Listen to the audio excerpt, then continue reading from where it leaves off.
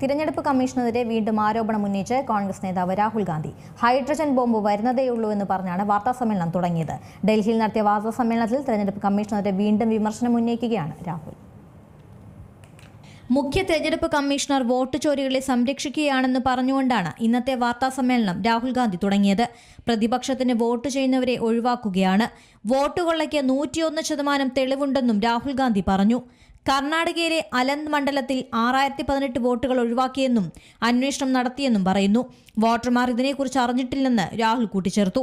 പേരൊഴിവാക്കിയ വോട്ടർമാരെ വാർത്താസമ്മേളനത്തിൽ നേരിട്ടെത്തിച്ചായിരുന്നു രാഹുലിന്റെ ആരോപണം. ഗോദാഭായി എന്ന വോട്ടർ തന്റെ വോട്ട് ഇല്ലാതായത് എങ്ങനെയെന്ന് അറിയില്ലെന്ന് വിശദീകരിച്ചു. കർണാടകത്തിന് പുറത്തുനിന്നുള്ള ചില മൊബൈൽ നമ്പറുകൾ ഉപയോഗിച്ചാണ് ഡിലീറ്റ് ചെയ്തത്. സൂര്യകാന്ത് എന്നയാളുടെ വിവരങ്ങൾ ഉപയോഗിച്ച് 14 വോട്ടുകൾ ഡിലീറ്റ് ചെയ്തുവെന്നും രാഹുൽ കൂട്ടിച്ചേർത്തു. കർണാടകത്തിന് പുറത്തുനിന്നുള്ള കോൾ സെന്ററുകൾ വഴിയാണ് വോട്ടുകൾ ഒഴിവാക്കുന്നതെന്നും ജ്ഞാനേഷ് കുമാർ ഇതിന് മറുപടി പറയണമെന്നും രാഹുൽ പറഞ്ഞു.